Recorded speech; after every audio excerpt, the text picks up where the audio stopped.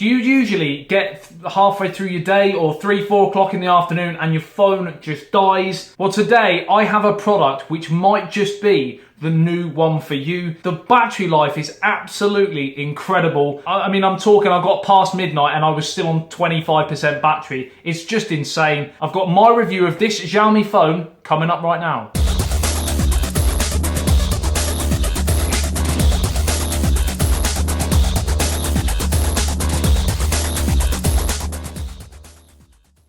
Hi guys, it's ASBYT and welcome back to a brand new video. Like I said, today I'm going to be reviewing this beautiful Xiaomi phone. I've nearly dropped it then. That's one of the downsides and I'll talk about that in a second. It's been sent to me by Gearbest, so massive thanks to the guys at Gearbest who have sent this to me to review. It's been a dream to use so far. I've been using it for about a week or so, so I thought I'd leave it that long before actually doing an unboxing and a review for you. So that's what I'm going to be doing now. So first I'm going to jump onto the unboxing of it, and then I'm going to be doing my actual review of the phone's use. Is that of how the phone performs? It's probably a better actual answer. It's not even an answer. Let's get on with it. Remember to like and share if you find the video helpful, subscribe and hit the notification button if you're new to the channel and want to be a part of the giveaways that I do every month. So this is of course the Xiaomi Note 2. It was an alternative to the Samsung Note 7 and, well, we know what happened with that, but we won't get into that. This is brilliant. It's for you guys that are looking for premium flagship phones, but at a more reasonable price. Xiaomi is a perfect brand to do that with. Yeah, so this is the box you've got here. The Xiaomi Mi Note 2. It's running a Snapdragon 821 processor, 6GB of RAM and 128GB of storage, so this is an absolute beast of a phone. It does also come in a 4GB of RAM and 64GB of storage if you want that option, obviously, which is cheaper. And you can buy it in a global variety as well. And again, the price range, it's definitely something to consider if you're looking to potentially cutting the flagship, should we say. So this is the box, obviously nice white, very almost Apple-esque. They do mention that this Xiaomi is the Chinese Apple, whether you believe that or not, I don't know. So we take the box off, and inside, of course, you have the phone, which will just turn to one side, and straight away, I mean, this just feels absolutely beautiful. It's dual edged, as you can see, on both sides. So you've got a curve here, and you've got a curve on here. So like the Samsung Edge, but you've got it on the back as well, like the Samsung S7, the Note 7 as well. This basically came out sort of towards the back end of 2016, and it is to compete with the Note 7. We'll put that to one side. We'll get into that in a second.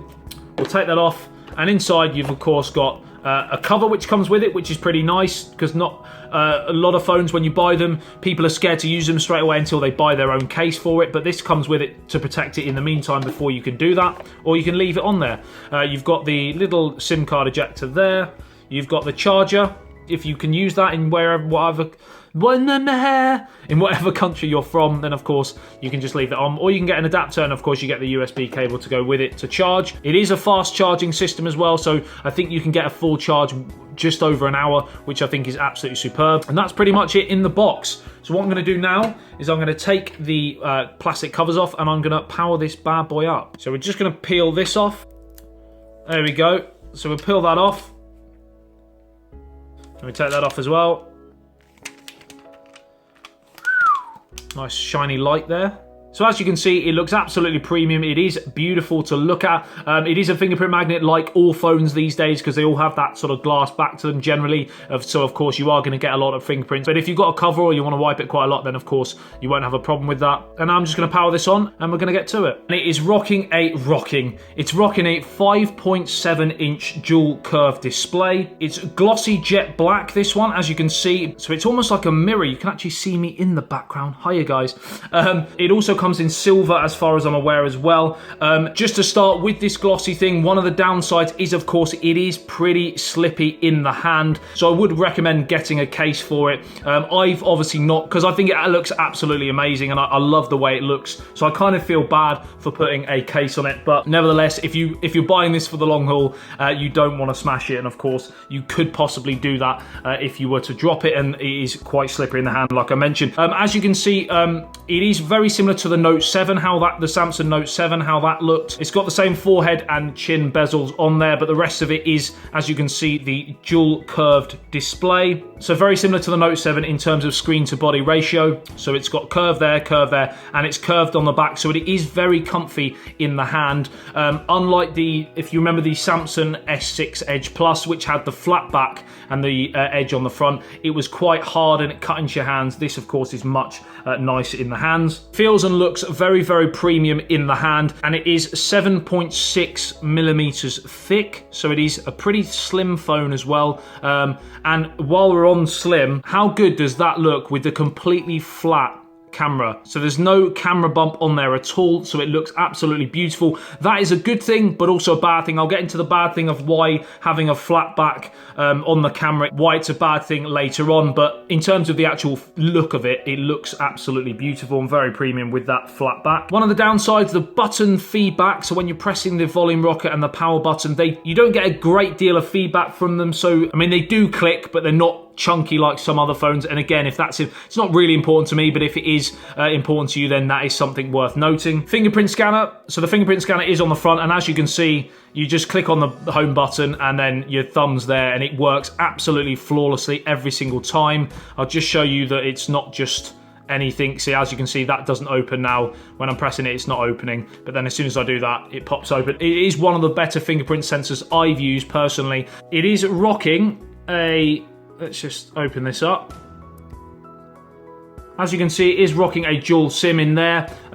It doesn't have an SD card slot, unfortunately, so you can't have added storage, but this specific phone has 128 gigs of storage anyway, which I think is more than enough. It does come in a 64 variety as well, but like I said, this one is the 128 one, so plenty of storage for me anyway. On the bottom, it does come with a USB Type-C charger port there, so that is something to note as well. And also you have the IR blaster on the top as well, and the headphone slot there. Now the downside to the headphone slot there, again, this might not be important to you guys, but I tend to find that if the headphone slot is on the top, I don't really like it as much as if it's on the bottom. So when it's in my pocket, you have to put it in sort of upside down like that, and then the headphone slot, and then the headphone comes out of your pocket there. But more importantly, if I'm holding my phone up like that and the headphones jacks there, the cable comes down in front of me. If I'm watching in bed, for example, then it sort of, the cable hangs down in front of the screen. You can put it behind the screen, obviously, but I just prefer it at the bottom, and then you don't have any of those sort of issues. But again, a very minor problem. The speaker and the microphone are also on the bottom as well. Right, so in terms of software, it is running Android version 6.0.1. So that is one of the downsides. I'm not sure whether they are going to be updating the firmware on this, which is a downside, don't get me wrong, obviously for people who want Android 7. But again, if you're just happy with a phone that works flawlessly and the battery is brilliant, then of course this one is potentially still for you. And as you can see there, 6 gigs of RAM. The RAM on this, having 6 gigs of RAM is just incredible when you're flicking between apps, for example. So we'll just go into Twitter, loads up brilliantly, come back out, go into Instagram, again, loads up absolutely brilliantly. Not sure about the dab there. We'll come back out, we'll go into KODI. Again, loads up so quick. Come back out, go into SBMC. Again, works absolutely brilliantly, and this is with internet that's lacking in this area, this room that I do the filming in. The actual internet isn't as strong in here, and it still works absolutely brilliantly. Terrarium TV, just click on that. And then if I then go to recent apps, as you can see, they're all along here, and you can just flick between the two. Flick between the different apps there. Everything loads up absolutely flawlessly. Click on SBMC, click on KODI.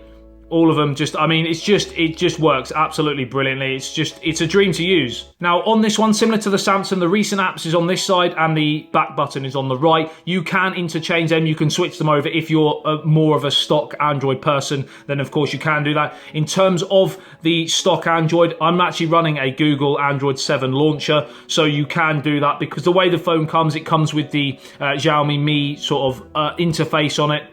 which I'll show you shortly. It's very similar to normal Android, but it's like almost like it's a Xiaomi version of TouchWiz, for example. Samsung put TouchWiz on them over the top of stock Android, and Xiaomi do the same with their own sort of skin. It works in a similar sort of way, but I'll show you, like I said, in a sec. In terms of screen brightness, it isn't the brightest screen. I mean, this is on full at the moment, and it does look great. It's in full HD, 1080p. It's not 4K, but I'm sort of up in arms about 4K, if I'm being honest, on a smartphone. Yes, a lot of you guys, again, will be adamant that 4K is really, really important. I personally, on a screen smaller smartphones, I don't think you see a massive difference, but again, that's just my opinion. So I think on a smartphone, full HD 1080p is completely fine for me. But yeah, in terms of brightness outside, it does suffer a little bit.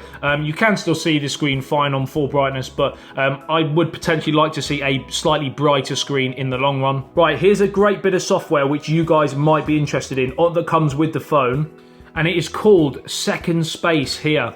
And as you can see, you can turn on Second Space. It creates a separate space on your phone. Using Second Space is like having two devices. So if I click on that, it literally switches to a complete clone of the phone, but it's obviously, you can set up with all your own stuff. You can put your own different apps on there. You can put, this is how it comes stock. As you can see, this is the Xiaomi sort of skin that goes over the top of stock Android. That's how it would come normally on your phone. I've, like I said, mentioned that I added a launcher, but look at this. You've got a completely fully functioning second phone that you can lock with passwords. You can have fingerprint sensors to switch between the two. So it's almost like having two phones. How cool is that? Okay, we're now going to talk camera.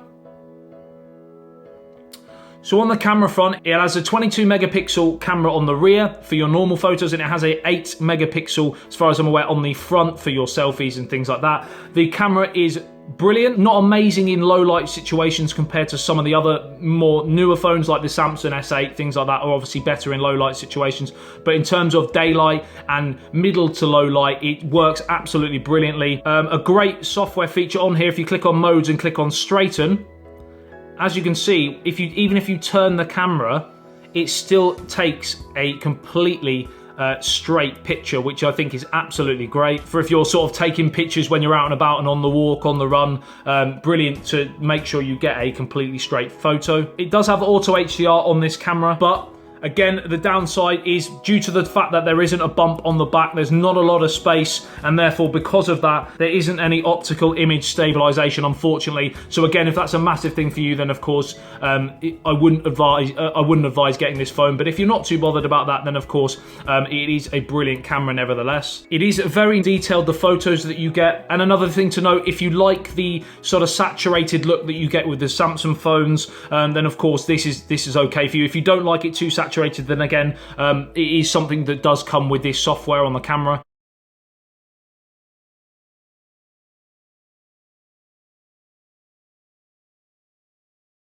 And now we're down to the most important point of this whole video, and the reason why this phone is absolutely superb, and that is the battery. It runs a 4,000 milliamp battery, and it just runs all day. You don't have to charge it at all during the time. You don't have to take portable chargers out with you. It just runs and works flawlessly. Which begs the question for me, why don't other phones, why aren't they able to use a similar sort of battery size? You've always got the problems with the iPhones and the Samsungs that, you know, with 3,000, 3,500 milliamp batteries that run out and don't run all the way through the day. This does, and I don't get why they can't do the same. So question of the day, let me know in the comment section below whether you think that this is potentially a phone that you're going to be looking at, whether you think the battery issue with a lot of the higher end phones, the premium flagship phones, are an issue and you would like to see this size battery in some of them, and possibly the reasons why you think they don't do that. Like I said, let me know in the comment section below. I would love to hear your thoughts and read through them and try and answer to as many as I can. Okay, so that was the review of the Xiaomi Note 2. I hope you did enjoy it. I will leave a link in the video description below if you are interested in purchasing or are just interested in having a look at some